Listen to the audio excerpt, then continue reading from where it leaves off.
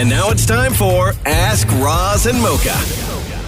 Ask Roz and Mocha time. Welcome to the podcast. Hello, Billy. Hey, what's up, guys? How are you? Doing good. See your name pop up on social a ton. Is this is not your first time talking to us on the show, though, right? First time talking on the show, but I've talked to you guys through social media. Wow, welcome. All right. Billy, what's your question? So my question was around, I guess I was going through the podcast because I don't listen to the live show a lot. And cool, thanks. The question was around how close were we? Yeah. My question was, how close were you guys to quitting the show? I guess in the sense of when more of the fame was coming in and more of the presence around the world, especially when you guys got a family. And I was listening to some of the stuff that Roz had to go through ET and stuff, especially when they were questioning his parenting. Did that ever question you guys, whether to be like, you know what, maybe this just isn't for me, especially with the family getting involved, and just thought about stepping back? So are you talking about just like hearing stories throughout the years on the podcast, or did you listen to the history of Roz and Mocha, the 6-part docuseries, and then your question comes from that? Both. Okay. So I know through the history of Roz, you guys went through like legal challenges and stuff there, which you went through, but more so with the family, once you guys got kids, got married, and people getting into your personal lives, did that ever seep into like, wow, I didn't expect it to be this much? You want to go first, Roz? Yeah, it's because it's pretty easy to answer. My thing was when we started the show, I was doing ET Canada, right? So I would do this show, and then I would leave, and I would go and do another full-time job doing that TV show, and then I would get home sometimes 6:30 at night, and then travel on the weekends and everything else. And I knew physically I would be able to do it, and it was just then a matter of time before one of the companies that I was working for would make me choose. That never actually happened, but I knew very early on when Mocha and I were doing this show that if that day ever came where I did have to make a choice, there was no choice. I would have left ET Canada in a second. Yeah. It was never a debate. I mean, that schedule was like grueling, right? Yeah. But I mean, if I had to pick one, I would never have walked away from this show to stay with that show, right? Like as soon as we sort of hit our stride and I realized that you and I were great, I had made up my mind years before I left ET Canada that it would be this show over that show. But my feeling always was it was never about working hard. I think that for me, the working hard was only to make sure that my family was good. Yeah. And I think that the problem with that, and that other people have gone through who have done the same thing, who make those same decisions, is that I never wanted to work as hard as I was doing to make sure everything was good, and then one day have my kid grow up and feel that she got ripped off because I was never around. Yeah. And I was never around only because I was trying so hard to make sure that she was good, right? And so that was the sort of thing in the back of my head all the time. It was never about the workload or how popular the show got. It was about whether I was making the wrong decision for the right reasons. And so when I eventually left ET Canada, it was the right time to leave. But I had told Catherine 5 years before I left ET Canada, I would tell Catherine, this is the last year. Yeah. This is the last year. This is the last year. I promise this is the last year. And then she would hear me in the office on the phone with my lawyer redoing a new contract. And so every single year I told her, this is the last, I promise. This is the last, I promise. And then So when you finally told her, every year I broke that promise. When you finally told her recently, that it was going to be your last year, that you were actually going through with it. Did she believe you, or she was like, in the back of her mind was like, nah? She did because I had just spent 2 years writing the book and I was done. So she did believe me, and we had just come out of COVID and things were different, and it was definitely the right time. But I had told her for years before that every single year that when my contract was up, I was like, this is it, I'm done. And then it was just never the case. And I'd go back for another year, another 2 years. I would never sign long contracts. It was always like 1 year and 2 years. Yeah. But I stayed way longer than I had promised her that I would. And she never resented me for it, and she was never pissed off. But that was the risk, and that was always the risk. We've never had at least I don't have conversations at home about leaving this. No. I think the hours suck for the time that we have to wake up to come in to do the show. Sure. But I'm home by like noon, between noon and 1 p.m. every day. Yeah. Right. So I can still do school pickup and I can still do like after school stuff with crews and stuff like that. So that conversation has not happened at home, Billy. Nice. Okay. Perfect. And if you're wondering if it ever became too much, like if there was ever too much pressure or the expectations were too high and we thought about, hey, maybe it's just not worth it. No, I've never felt that. No. I've never felt that we were. Nor have we ever had discussions about that. No, we haven't. And I haven't ever felt overwhelmed with what we've been asked to do. Like that's just the reality of it. They're gonna be like, the boss gonna hear this and be like, "Oh, really? No. I don't mean no. You listen. I mean what we're asked to do in the sense of what we're asked to deliver. Sure. Not what we're asked to do, but what we're asked to deliver. Because we always deliver. There's a lot of stuff we're asked to do that I, definitely am not a fan of. Yeah. But what are you going to do? Yo, Billy, you're the best, man. Appreciate you. Thank you so much for listening and thanks for your question. Thanks, guys. Have a good one. See you, right man. on, Holmes. Sally says here, have you ever gone a date without wearing underwear? A day or on a date? Day. Oh, hell yeah. Yesterday. Oh, yeah. The whole day. The whole day. Oh, good for you, bro. Thank you. Cheesecake clapping first. Like quite frequently. Yeah. And I like go during on, the week or just like on the weekends? I've done during the week before. Oh, yeah. Like in here and stuff? In here. Okay. Yes, I have. Yeah. Yeah. Man. I've driven like 2.5 hours not wearing underpants before. I've quite enjoy it. Cheesecake?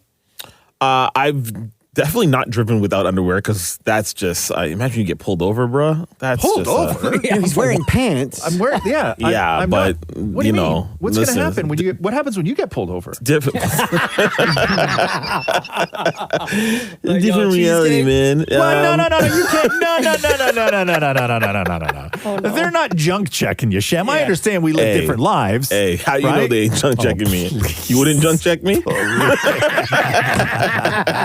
Maury, you ever go commando? All the time. No, you No, don't. you You're such a don't. liar. No, at home, like if I'm in my pajamas. No, a full day, like out of Yeah. the house, living a life. Yes, I absolutely have because I've walked the dog with my pajamas on and sweatpants Okay. over that. That's but not. That doesn't count. You ever gone to the grocery store? Yes.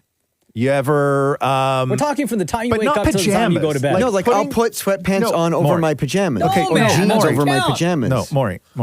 Just okay. That does not count. But it's not underwear. No, it still doesn't count. Have you ever gone a day where you like get up in the morning, you put your jeans on, a shirt, your socks, your shoes, you go live a life, do whatever you have to do? Not a day where you're going to be doing pajamas all day and then you put pants on over top of pants. No, I can't do like life stuff because I'd be too worried. Okay, then that was the question. Yeah, just say no. Yeah, no, Mocha. I don't think so. No? I always got to wear undies. Yeah.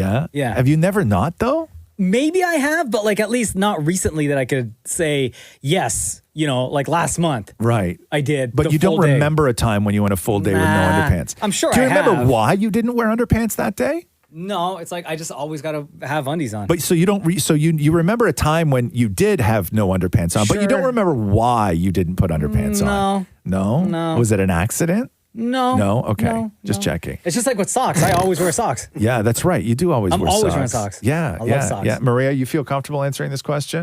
No. Okay. Cool. Okay. Victoria says here, first time asking a question, and I hope it gets answered on the show. What are some of the most rewarding aspects of being a radio host for all of you?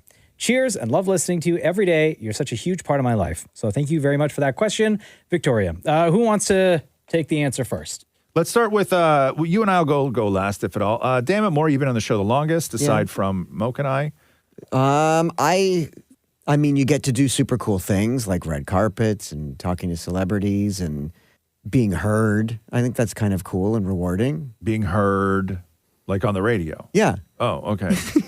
That's a weird way of saying that. Shem, you were next. Yeah, I would say honestly, it's the connection with the fans, man. Like I was just out this weekend at the Kevin Hart show and a bunch of fans yelled out cheesecake, not even Shem, just cheesecake. It's working, guys. But it works though, right? And just seeing how fans get so excited to like see you, it's almost like weird for me. Even though I've been on the show for nearly 10 years, it's still a weird thing for me. Yeah. But that's easily the most rewarding part. I'll agree with Shem on the fence because I was signing copies of Roz's book at the film fest. I saw that. What the hell are you doing signing my book at the film festival? Hey, if people ask, I'll But sign like, it. was somebody just walking around with my book, or did they see you there and then went and got the book? No, he had your book in his bag. Oh, you know what? I wonder if it's because they thought that I was going to be out doing stuff at TIFF. Oh, maybe. I think that because that's happened to be twice. Or maybe they just had it like they're currently reading it. Yeah, that's that too. Maria, you're new to all of this? Yes. For me, I think the biggest compliment I've gotten is that I'm very relatable. And I think for me is that like I like to know that there's someone that people are listening to that they can relate to and resonate with and just tell stories and just be a normal human being. What was the question again? What are some of the most rewarding aspects of being a radio host? Yeah. So Maria's is being awesome. Yes. Okay. No, go ahead. because sometimes you can't relate to certain people on the radio. Being loved. Oh, you guys took that in the wrong way. Roz, go ahead. Damn it. The most rewarding aspects? Yeah. I mean, just realistically, getting to laugh every single day. That's probably the most rewarding part of the job, is that we provide a service for people as a distraction and, hopefully helping them out at one of the worst parts of their day. And the trade-off is that we get to have the best time. And it's a ton of work, but laughing. And we go to work every single day and we laugh with people that make us laugh. And that is such an incredibly rare thing. It is these jobs do not exist in the world. And we have them. And so laughing just, for a living is the greatest thing in the world. It's the best part of the job. Yeah, I think, having the freedom, we've built up enough trust that we have the creative freedom to kind of come in and do our thing, right? Do our comedy, because we know what works and what doesn't work. And it's true. We've got like a great relationship with the fans, and that's the other aspect of it all, is that I love the friendship, the relationship that we've built with so many people over the years, and make people feel comfortable enough that they could call in or text in, whether they've been listening for the full 15 years or maybe they just started listening, a month ago, because we hear from everyone in between, and they just feel like they really know us, that they feel comfortable not only reaching out, but opening up to us in the way that they do. Also, people love me. Mike says here, if you had to choose I'm adored. between only fruits I give up. or only vegetables, what would you pick? You have to choose. Only fruits or only vegetables? I'm saying fruits. Vegetables. Yeah? Yeah. No way, dude. I'm more fruits than veggies. Really, huh? Yeah. Like what, though? It's just, I love all fruits, man. You all do, berries huh? I love. Oranges I love. Apples I love. Mango, banana, man, every fruit. Really, I'm down with more fruits than I am with See, I got to do vegetables. vegetables. And I know can't. you could cook. Obviously, that changes the way you cook. Yeah. Right? Or what you order when you're at a restaurant or whatever. Yeah. But I'm still picking fruits, man. Maria, very diet conscious. I know you're training for a half marathon. Fruits or veg? This is tough because I feel like, can you put things on the vegetables?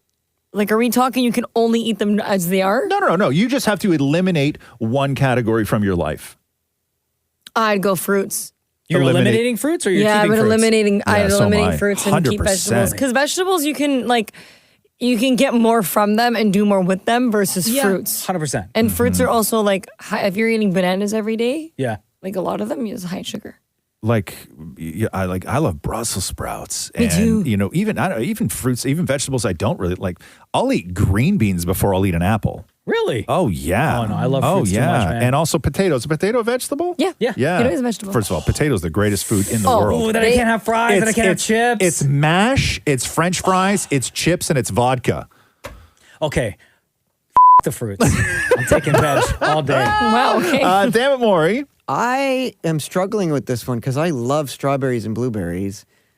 So I'm going to eliminate vegetables. You But are. what about your celery diet? Yeah. Yeah, but I still can have like an apple. I love fruit so much. You do, huh? Yeah. Interesting. Like I'll Shem? stand in front of the fridge with the fridge door open and just eat blueberries right out of the pint. Wow. Shem, do you eat vegetables? I was gonna say, do I look like I eat either? I don't think you do. Do you? That's fair. That's fair. Yeah, you don't eat either, right? No, I love fruits. Yeah, You do? I'm a nectarines and mango guy. Oh, okay, for cool. sure. Anything else? No, come on now. No. As I said, look on top of strawberries on top of a cheesecake, delicious. You a fan. All right, Grace says here, how do you guys organize or group your books at home? Alphabetically, height/size, or by color? I don't have any books at home. We have a whole library at home. No, I think out of everyone on this show, maybe Maury Dan probably has Maury the has the most most amount of books. books at home. Yeah, we have a You just- library at home. We just built Yeah, the you- whole thing. How do you? Buy books, you don't read them all. Well, because we are trying to collect as many Marilyn Monroe books and as many Andy Warhol books as we can. Right. And Matthew has them organized by color. Yeah, he's one of those, huh? Yeah. Yeah, that was so popular about 20 years ago. But it looks good. I think if I were to organize, I mean, same thing. We don't have books at home. I mean, there are books, Yeah. like cookbooks and stuff like that. But Yeah. if I were to organize, it would go probably by size. Aesthetically, it looks Right. better, My I house is full of books. Like Catherine has a ton of books. We have a pyramid of books on the corner of our coffee table. Really? And on the end tables. Like we have books literally everywhere in the house. Just none of them are mine. Right? Are they Like, organized or they're just like there? No. I think that when she needs to put books in a place, like if it's the stack of books on the side end table, I think that they're all just roughly the same size, but it's the same size because they don't fit on a certain shelf. Sure. Right? Like, so there's no sort of real organization to it. There's nothing aesthetic about it. Yeah. But no. None of them are mine. Do you have a lot of books in your place, Maria? No. No. I don't read. Okay. But my mom does. But Yeah. like she keeps her books like in her room. But there's no bookshelf. There's no nothing. Yeah. It takes me forever Was to it read like a book. the 50 Shades series? No. She Oh. reads a whole bunch. She read yours. She read Yeah. your book. Recently, and she was reading Does she another read one. fiction? Does she do like the Yeah. romances and stuff Yeah, like that? she reads those ones yeah, too. Yeah. Yeah. My mom was always big into those books, the Danielle Steele's. Yeah. Right? With like Oh. the muscly guy on the front riding a horse. yeah. I'm trying to remember because every year, like this Danielle Steele woman, she would crank out a new book a year. And They're always home runs. it was always on my mom's Christmas list, right? Really? Like, yeah, it was just always, she just needed a new Danielle Steele book. And would she take her Every time year. with the book, or would she like try to? Oh no, she'd read plow. through? Yeah? She'd plow through it. Yeah. So titles like "Only the Brave," "Joy," "Resurrection," a novel, "Never Too Late." Zoya was a big one. Zoya? Zoya. Yeah. But Danielle Steele has written. Hold on here. She's sold. Okay, so she's written. When I say a lot of books, Yeah. Danielle Steele. This is my mom's old favorite author. 190 books. Wow. She has sold 800 million copies around the world. Wow. Not bad. 800 million copies around the world. Yeah. Cranking them out. Brett says here, has the team met the families of each other's, as in spouses, partners, kids, stuff like that? I would say, at least for me, yes. I've met your ma, Roz, and of course your family. Yeah. For David Moore, I've met both your brothers and, your dad, Frank, and stepmom. You met the whole Donna. family. Yeah. Met the whole family. Shem, Cheesecake, I've met both of your parents and your sister. And Maria, I've met only your mom because she came with us to Jamaica last year. I for met the Maria's Red- sister. Red Yeah, Tag. he Right? met my sister. Yeah, both. Were- No, both? Just the one. Was it just no, were one they both though? there?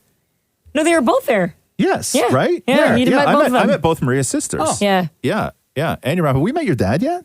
No, No. you guys have not. We have not met your dad yet. Roz was surprised of how tall I am compared to my sisters. Yeah, because that's like normally when you see three sisters, they're all relatively the same height. But you're much taller. Way taller. Yeah. What happened there? I don't know. Do they ever say what happened? No, but they got No? lucky Why they got lucky? because they're short with like their curves. I just look like a stick man. Oh. All the veggies, Maria, that you chose to eat. Yeah, see? I'm just tall and lanky. Who else? Has anyone not met someone? I haven't met. I haven't met Shem's anybody. I haven't met Shem's Shem's mom. Oh, okay. Parents. I've met Shem's parents. I've met Roz's mom. I met most of Roz's family. I met Mocha's parents.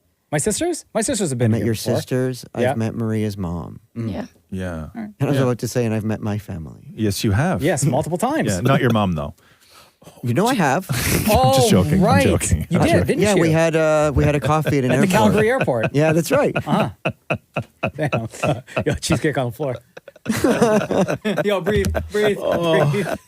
Emotional. Okay, Edward says here, we're going to end on Edward's question here. As far as injuries go, would you rather have a cut or a bruise, assuming it would take a week to heal? Oh. Oh, a bruise. Yeah. I'm covered in bruises on a daily basis. So bruise. I would rather have a bruise because if he didn't say, assuming it would take a week, you know, a cut could be like Okay. huge A cut on your hand or a bruise on your face? bruise on my face. Wait, how bad is the cut on my hand? And is it going to take a week to heal? It's going to take a full week to heal. Which hand? Your left. Why does that matter? Because I'm left-handed. That's why. Oh, okay. Okay, weird. No, but like to write and stuff, right? Yeah. Use utensils. Yeah. Yeah, but every time you poke a bruise, it hurts.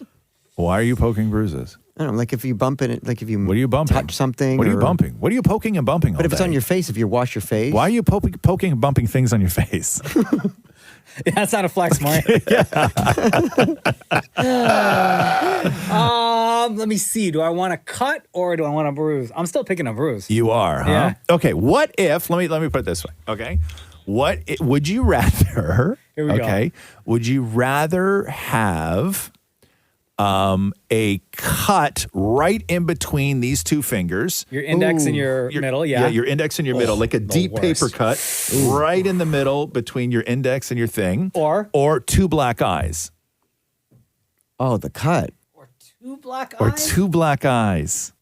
Then I have to come up with a story as to how I got the black eyes. Right. So I'm going to say the cut. Right.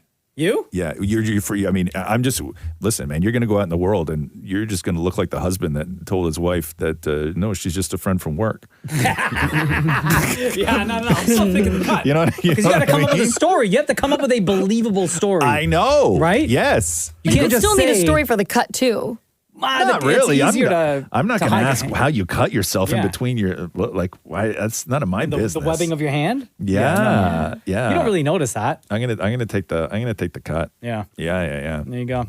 All right, everyone. Thank you very much for loading up the comment section on Instagram. Keep an eye out at Kiss925. This is where we get the questions from. And you'll also be chosen. Someone will be chosen to ask a question to the room on the phone. This has been episode 976 of the Roz and Mocha Show podcast. Thanks for listening to the Roz and Mocha Show podcast. Catch the guys live Weekday mornings from 6 to 10. on Kiss 92.5 Kiss925.com. or download the Kiss 92.5 app.